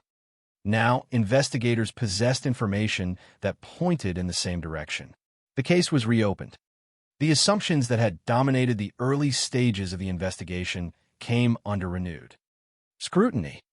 The focus shifted. No longer was the central question whether Peppino had caused his own death. Instead, investigators increasingly examined evidence suggesting that he had been deliberately targeted. This transformation illustrates one of the most important themes in the entire story. Truth does not always emerge immediately. Sometimes it must fight its way through layers of misinformation, misunderstanding, and institutional resistance. Sometimes it survives only because individuals refuse to stop searching for it. In the impastato case, the passage of time ultimately weakened the false narrative rather than strengthening it. The theory of suicide failed to withstand scrutiny. The idea of a failed terrorist attack lost credibility. The possibility of murder became increasingly difficult to ignore. Eventually, authorities reached a conclusion that fundamentally altered the understanding of the case. According to the reopened investigation, Peppino Impastato had been the victim of a deliberate assassination carried out by members of Cosa Nostra. The crime scene had been staged. The explosion had been part of a deception. The initial narrative had been false. For Peppino's family, this conclusion represented vindication. For years, they had insisted that investigators were looking in the wrong direction. For years, they had argued that the victim had been transformed into a suspect. For years, they had maintained that murder, not suicide, not terrorism, lay at the heart of the case. Now the justice system was finally beginning to acknowledge what they had believed all along. Yet an investigation, no matter how significant, is only one stage of the process. Establishing the truth is not the same as securing accountability. The reopening of the case answered important questions, but another challenge remained. If Peppino had indeed been murdered by the mafia, who had ordered the crime, who had carried it out, and would those responsible ever face judgment? The answers to those questions would emerge in court. Nearly 24 years after the night when a body was placed upon a railway track and a carefully constructed lie began its long struggle against the truth. For the family of Peppino Impastato, justice was never a single event. It was not a dramatic arrest made days after the crime. It was not a confession delivered while public attention remained focused on the case.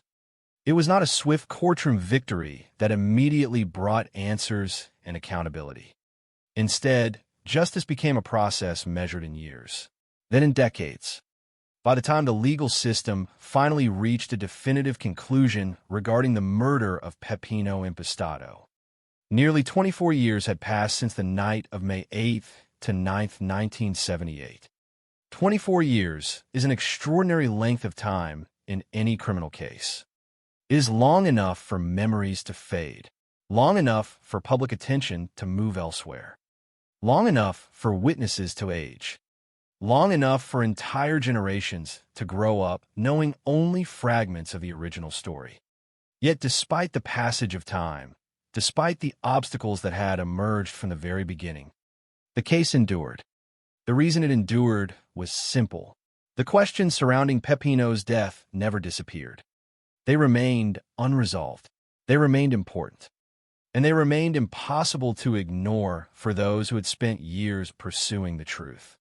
The reopening of the investigation represented a major turning point. For decades, the case had been shaped by narratives that portrayed Peppino as either responsible for the explosion or somehow connected to his own death. Those explanations had influenced public understanding and affected the direction of official inquiries. But as new evidence emerged and testimony from Pentiti helped illuminate the role of organized crime, investigators increasingly moved toward a different conclusion. The focus shifted away from the victim and toward the individuals who may have benefited from his death. This shift fundamentally changed the nature of the case. The central issue was no longer whether Peppino had caused the explosion. The central issue became whether members of Cosa Nostra had deliberately orchestrated his murder. Once investigators began examining the case through that lens, the events surrounding May 1978 appeared in a different light. The years of activism, the broadcast from Radio AUT, the public criticism of powerful figures, the repeated accusations directed at local mafia leadership, the growing influence that had worried those who felt threatened by his voice. All of these elements now became relevant to understanding motive. According to the conclusions that emerged from the renewed investigation, Peppino had not died because of an accident. He had not died because of self-destruction. He had died because he represented a challenge. His murder was viewed as a deliberate act intended to silence a critic whose influence had become increasingly troublesome. Establishing this conclusion required persistence. The legal system could not simply reverse decades of assumptions without evidence. Investigators needed information. Prosecutors needed a coherent case. The findings that emerged during the 1990s provided the foundation upon which further legal action could be built. Testimony from cooperating witnesses helped clarify the role played by mafia figures. The significance of this development cannot be overstated. For years, the family's allegations had been treated as claims requiring proof.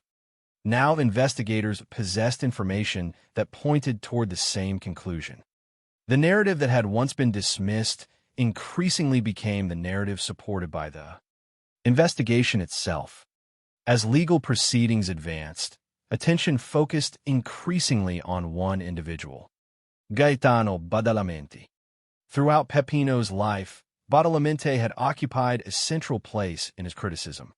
Through Radio AUT and public activism, Peppino had repeatedly directed attention toward him. According to the information available, Peppino associated Badalamenti with criminal influence and activities that deserved public scrutiny. This long-running conflict formed an essential part of the background to the case. By the time prosecutors built their legal arguments, Badalamenti had become the primary figure associated with the alleged decision to eliminate Peppino. The significance of this development was profound. The conflict that had once unfolded through radio broadcasts, political activism, and public criticism was now being examined in a courtroom. The accusations that had helped make Peppino a target were no longer merely subjects of discussion among activists and journalists. They had become part of a legal effort to establish responsibility for murder. The available source material does not provide a detailed transcript of courtroom proceedings. It does not offer extensive descriptions of every hearing, witness appearance, or legal argument. What it does establish is the outcome of that process. The courts ultimately accepted the conclusion that Peppino Impastato had been murdered as part of a deliberate mafia operation. This was a historic moment in the story. For decades, competing narratives had struggled for dominance. One narrative portrayed Peppino as responsible for his own death. The other portrayed him as a victim of organized crime. The court's findings effectively resolved that conflict. The victim had not been the perpetrator. The victim had been the victim. This distinction may sound obvious, but it represented a profound correction of the historical record. One of the most damaging consequences of the original investigation had been the transformation of the dead man into a suspect. The legal process now reversed that injustice. It acknowledged that the story told by the staged railway scene had been false. It acknowledged that the explosion had been part of a deception. It acknowledged that murder, not suicide or terrorism, lay at the heart of the case. For the Impastato family, This moment carried enormous emotional significance. Their struggle had never been limited to obtaining convictions. They had also been fighting for recognition of the truth. For years, they had challenged official assumptions. For years, they had defended Peppino's memory. For years, they had refused to accept explanations they believed were false. The legal findings validated those efforts. The family had not been mistaken. Their persistence had not been misplaced. Their refusal to remain silent had helped keep the case alive long enough for the truth to emerge. In 2002, the process reached its most important milestone. Gaetano Badalamenti was convicted and sentenced to life imprisonment for ordering the murder of Peppino Impastato. The significance of this verdict extended beyond the punishment itself. Criminal convictions serve multiple purposes. They impose consequences upon those found responsible. They communicate society's condemnation of criminal behavior. They provide a measure of accountability, but they also establish historical facts. In this case, the verdict formally recognized that the assassination had been ordered by a powerful mafia figure. This conclusion represented the exact opposite of the narrative that had dominated the immediate aftermath of the crime. In 1978, the victim had been portrayed as the source of the violence. In 2002, the court identified the source elsewhere. The legal system finally acknowledged what family members and supporters had argued from the beginning. Peppino had been killed because of his opposition to mafia power. The verdict against Badalamenti was not the only legal consequence. According to the source material, several associates were also convicted in connection with the crime. This broader accountability reinforced the conclusion that the murder had not been an isolated act. It had been part of a coordinated effort linked to organized crime. Such findings were crucial because they revealed the broader context surrounding the assassination. The murder was not merely an attack on an individual. It was an attack on a public voice. It was an attempt to remove a critic whose influence had become difficult to ignore. Looking back across the 24 years separating the crime from the verdict, one cannot avoid noticing the contrast between the beginning and the end of the story. At the beginning, confusion dominated. The crime scene suggested alternative explanations. Media narratives reinforced uncertainty. Public attention shifted elsewhere. The possibility of justice appeared remote. At the end, the picture looked very different. Investigators had revisited the evidence. New testimony had emerged. The case had been reopened. Courts had reached conclusions. The narrative of murder had replaced the narrative of self-destruction. Accountability had replaced uncertainty. This transformation did not happen because the truth revealed itself automatically. It happened because individuals refused to stop searching for it. Families often play a unique role in long-running criminal cases. They become guardians of memory. They preserve questions others may prefer to forget. They continue pursuing answers when official interest declines. The Impastato family fulfilled exactly that role. Without their persistence, the case might have remained frozen within the assumptions of its earliest days. Without their determination, the official narrative may never have been challenged successfully. Without their efforts, the legal system might never have revisited the events of May 1978. The verdict, therefore, represented more than a courtroom outcome. It represented the culmination of a decades-long campaign for recognition, accountability, and truth. Yet even as the court delivered its judgment, another reality remained clear. No sentence could undo the murder. No verdict could restore the years that had been lost. No legal proceeding could erase the suffering endured by those who had spent decades waiting for answers. Justice can punish. It can acknowledge wrongdoing. It can establish facts. But it cannot reverse history. What it can do is ensure that history is recorded accurately. In that sense, the outcome of the Impastato case achieved something important. It corrected a false narrative. It exposed an attempt at deception. It recognized the reality of an assassination that had once been disguised as something else. And it ensured that Peppino Impastato would no longer be remembered through the lies created by his killers. Instead, he would be remembered for what he had actually been: a journalist, activist, political candidate, an outspoken critic of mafia power whose life was taken because he refused to remain silent. By 2002, nearly 24 years after a body was discovered beside a damaged railway line, the legal battle had reached its conclusion. The court had spoken. Responsibility had been assigned. Accountability had finally arrived. Yet the significance of Peppino Impastato's story would extend far beyond the verdict itself. His death had become more than a criminal case. It had become a symbol of resistance, a symbol of persistence, a symbol of the struggle between truth and manipulation, and, perhaps most importantly, a symbol of what can happen when one individual chooses to confront powerful interests openly, even when doing so carries extraordinary risks. The courtroom chapter of the story was ending. The legacy chapter was only beginning. When a criminal case finally reaches a verdict, there is often a temptation to view that moment as the end of the story. The investigation is complete. The court has spoken. Responsibility has been assigned. The legal chapter closes.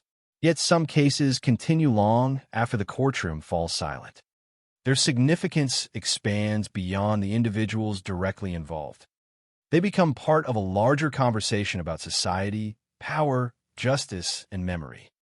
The murder of Peppino Impastato is one of those cases. His death occurred in 1978.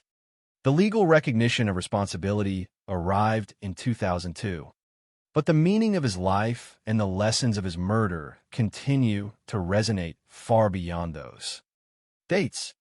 Today, Peppino Impastato is remembered as one of the most important symbols of anti-mafia resistance in Italy. This transformation did not happen immediately. In fact, one of the most remarkable aspects of his story is how close it came to being remembered very differently. In the immediate aftermath of his death, powerful forces of confusion and misinformation surrounded the case. The crime scene had been staged. The victim had been portrayed as responsible for his own death. The possibility of murder had been pushed aside by theories of suicide and terrorism. Public attention had been diverted by another national tragedy. For a time, it appeared possible that the truth might never fully emerge. Had that happened, history might have remembered Peppino through the false narrative constructed by those responsible for his murder. He might have been reduced to a misleading headline, a distorted public image. A misunderstanding preserved as fact. Instead, the opposite occurred. Over the years, as evidence accumulated and investigations progressed, the false story collapsed. In its place emerged a far more powerful reality. The man found beside the railway tracks was not the author of his own destruction. He was the victim of an assassination. He had been targeted because he challenged organized crime. He had been silenced because he refused to remain silent. This realization transformed public understanding of the case. Peppino's story became more than a murder investigation. It became an example of resistance against intimidation and corruption. At the center of that legacy stands a simple but important fact. Peppino was not a judge. He was not a prosecutor. He was not a police officer. He was a journalist, a political activist, and a broadcaster. His most powerful tool was not a weapon or an institution. It was his voice. Through radio, AUT, he demonstrated the unique power of communication. Throughout history, organized crime has often relied upon secrecy, fear, and silence. These elements allow criminal structures to operate with reduced scrutiny. When people are afraid to ask questions, power remains protected. When names are never spoken, responsibility remains hidden. When criticism is suppressed, influence grows stronger. Peppino challenged that dynamic directly. He believed that public discussion mattered. He believed that information mattered. He He believed that exposing corruption mattered. Most importantly, he believed that powerful individuals should not be shielded from scrutiny simply because they inspired fear. This belief shaped everything he did. Radio AUT became more than a radio station. It became a symbol of independent speech. Through programs such as Onda Pazza, Peppino used satire and criticism to challenge authority. The significance of this approach extended beyond politics. Satire has a unique capacity to weaken fear. It reduces the distance between powerful figures and ordinary citizens. It reminds audiences that authority can be questioned. It reminds them that influence does not automatically deserve obedience. By mocking corruption and exposing what he viewed as criminal behavior, Peppino transformed broadcasting into a form of resistance. Years after his death, that legacy remains central to how he is remembered. Yet the story of Peppino Impastato is not only about one man's courage. It is also about the determination of those who refused to abandon him after his death. Few individuals played a greater role in preserving his memory than his mother. Felicia Bartolotta Impastato and his brother, Giovanni Impastato. Their importance cannot be overstated. In many cases, families become the final line of defense against forgetting. When public attention fades, they remain. When media coverage disappears, they remain. When official investigations slow, they remain. They carry memories forward. They preserve questions that have not yet been answered. They challenge narratives they know to be false. That is precisely what happened in this case. From the beginning, Felicia and Giovanni rejected the explanations that portrayed Peppino as responsible for his own death. They understood who he was. They understood what he had spent years fighting against. They understood the dangers he faced. Their refusal to accept the official narrative became one of the driving forces behind the long campaign to reopen the investigation. Looking back, it is difficult to separate the eventual achievement of justice from the persistence of those efforts. The legal victory of 2002 did not emerge from nowhere. It emerged from years of pressure, advocacy, and determination. The family helped ensure that the case remained alive long enough for the truth to emerge. Their role illustrates an important lesson about justice itself. Justice is not always a straight line. It is not always swift. Sometimes it depends upon people who refuse to stop asking questions. Sometimes it depends upon individuals who continue searching for answers long after others have moved on. The Impastato family became an example of that persistence. As public understanding of the case evolved, Peppino increasingly became a cultural symbol as well as a historical figure. One of the most influential representations of his story appeared in the film I Cento Passi, or 100 Steps. The title refers to a striking detail associated with Peppino's life. According to the story, the distance between his home and the home of mafia boss Gaetano Badalamenti was only about 100 steps. The image is powerful because of what it represents. Physically, the two men lived extraordinarily close to one another. Symbolically, however, they occupied entirely different worlds. One represented opposition to mafia influence. The other represented the power structure Peppino spent years criticizing.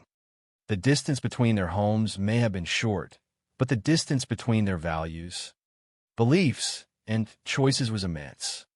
This symbolism helps explain why the phrase 100 steps became so significant. It captures one of the central paradoxes of the story. Peppino was not confronting an abstract enemy located far away. The power he challenged existed within his own community. It existed close to home. It existed in the environment where he lived, worked, and organized. Every criticism carried personal consequences because the conflict itself was personal. The symbolism extends even further. 100 steps is not a great distance. Almost anyone can walk it in a minute or two. Yet within the story of Peppino Impastato, Those steps represent one of the greatest divides imaginable.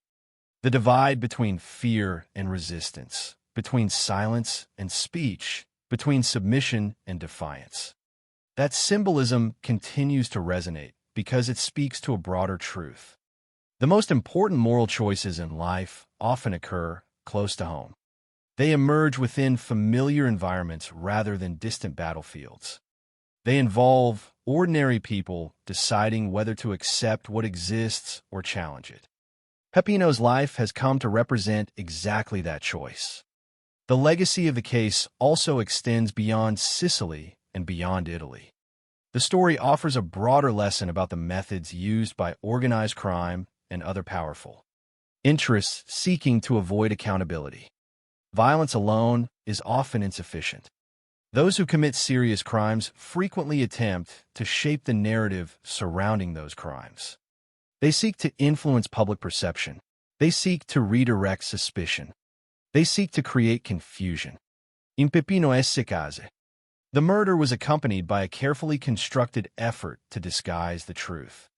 The staging of the railway scene demonstrates how criminal violence can be paired with manipulation. The goal was not only to eliminate a critic. The goal was also to control how that elimination would be understood. This aspect of the story remains deeply relevant. The search for truth often involves more than identifying physical evidence. It also involves recognizing misinformation, questioning assumptions, and challenging narratives that benefit powerful interests. The Impastato case illustrates how easily a false story can gain acceptance and how difficult it can be to replace that story with the truth. It also demonstrates why independent voices remain important. Journalists, activists, investigators, and citizens all play roles in ensuring that official narratives are subjected to scrutiny. Without such scrutiny, deception can survive for years. Another lesson emerges from the extraordinary length of time required to achieve justice. Nearly 24 years passed between the murder and the conviction of Gaetano Badalamenti. Such delays can easily produce cynicism. They can create the impression that accountability will never arrive. Yet the eventual outcome of the case demonstrates that persistence can matter. The passage of time did not erase the questions surrounding Peppino's death. It did not eliminate the determination of those seeking answers. It did not permanently protect those responsible from investigation. Justice arrived late, but it arrived. This does not erase the suffering caused by the delay. It does not restore the life that was taken. But it does provide an important reminder that truth and accountability can survive even prolonged efforts to suppress them. As we reach the end of this story, it is worth returning to the image that opened it. A railway line, an explosion, a body discovered in the early hours of May 9th, 1978. At first glance, the scene appeared to tell one story. Investigators were encouraged to see a failed act of terrorism. Others were encouraged to see suicide. The victim appeared to be the suspect. The crime appeared to explain itself, yet appearances were deceptive. Beneath the destruction lay a different reality. Beneath the confusion lay a murder. Beneath the false narrative lay a truth waiting to be uncovered. It took decades for that truth to emerge fully. It required the efforts of family members, activists, anti-mafia organizations, investigators, witnesses, and courts, but eventually it emerged. And when it did, it transformed Peppino Impastato from a misunderstood victim into a lasting symbol of resistance. His story endures because it asks a question that remains relevant far beyond Sicily, far beyond the 1970s, and far beyond the specific circumstances of his death. What happens when an ordinary individual decides to challenge powerful interests openly? What happens when someone refuses to remain silent in an environment where silence is expected? Peppino Impastato answered those questions with his life. The cost was enormous. Yet his legacy demonstrates that even when violence succeeds in silencing a voice, it does not always succeed in silencing the truth. In the end, The men responsible for the murder attempted to erase a critic. Instead, they helped create a symbol. They attempted to bury the truth beneath explosives, misinformation, and fear. Instead, the truth survived. And decades later, the story of Peppino Impastato continues to stand as a reminder that the distance between courage and fear may sometimes be only 100 steps. But crossing that distance can change history. There are some crimes that remain confined to court records. Their facts are documented, their verdicts are delivered, and gradually they fade into the background of history. Years pass. New events replace old headlines. Public memory weakens. Eventually, only specialists remember the details. The murder of Peppino Impastato followed a different path. Although the crime occurred in 1978, and although the final judicial recognition of responsibility arrived decades later, the case continues to occupy a unique place in discussions about organized crime. Freedom of expression, civic courage, and the pursuit of truth. One reason for this enduring significance is that the story contains two separate battles. The first battle ended on the night of May 8th to 9th, 1978, when Peppino was kidnapped, beaten, murdered, and placed on the railway tracks. The second battle lasted much longer. It was a battle over memory, interpretation, and historical truth. The first battle was fought through violence. The second was fought through persistence. Understanding this distinction is essential because the murder itself, horrifying as it was, represented only part of the strategy employed against him. According to the conclusions reached through later investigations, those responsible did not merely seek to kill Peppino. They sought to redefine him. They sought to determine how future generations would remember him. If the staged railway scene had succeeded completely, history would have inherited a fundamentally different story. Future readers might have encountered the name Giuseppe Impastato only in connection with a supposed act of extremism or an alleged suicide. The years he spent challenging corruption would have been overshadowed. The significance of Radio AUT would have diminished.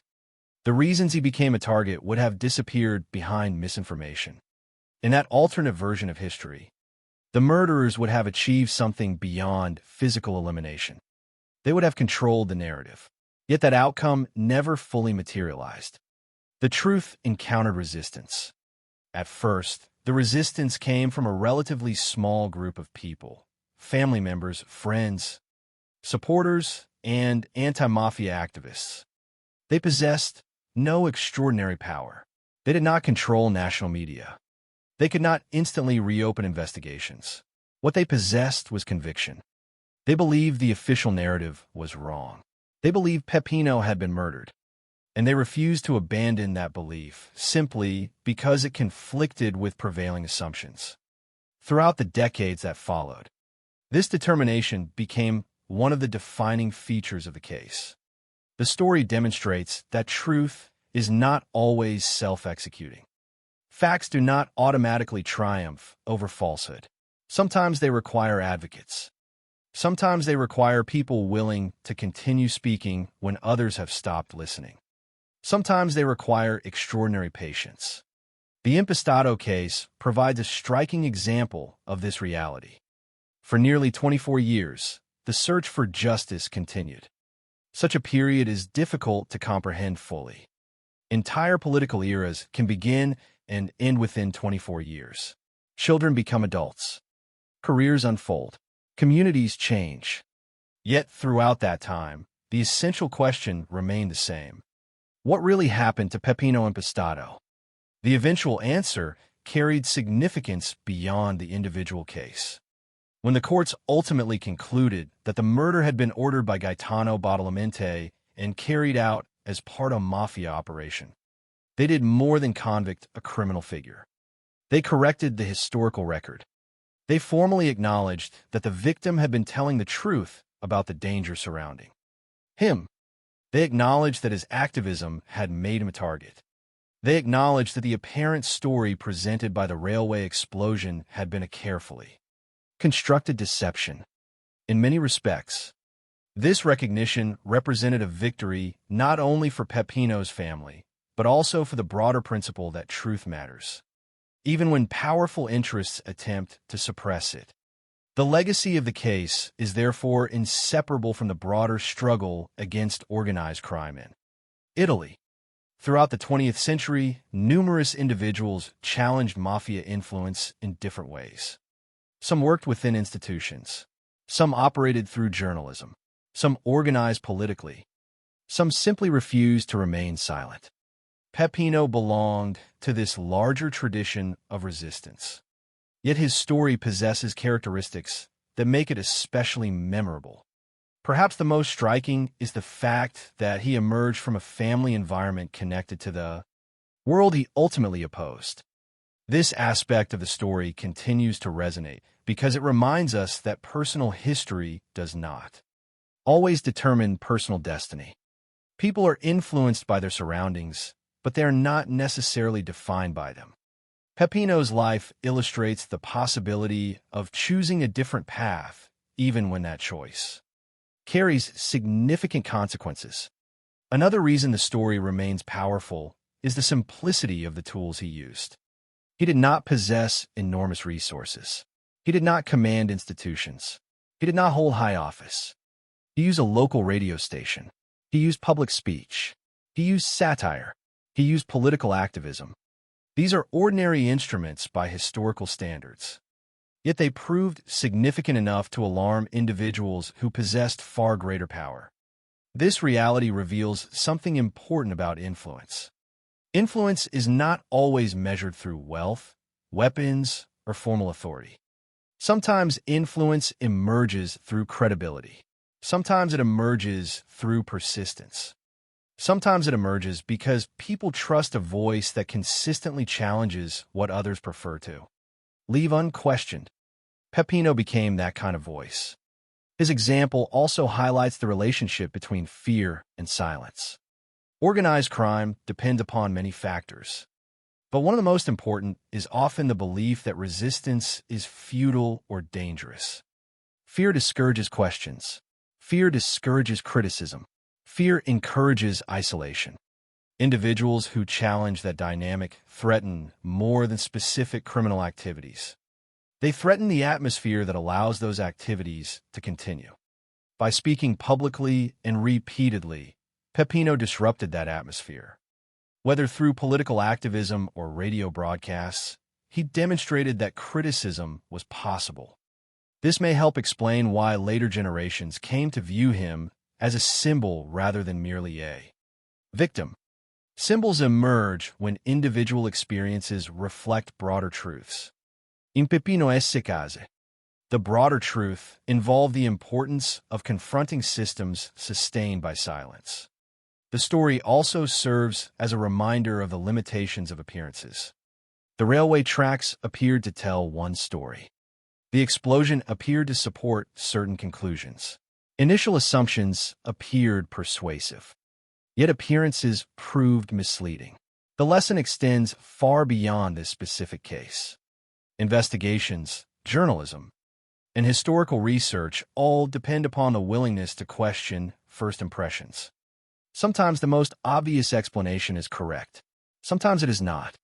In the impastato case, the truth remained hidden precisely because a false explanation seemed plausible enough to gain acceptance. Only persistent scrutiny exposed the deception.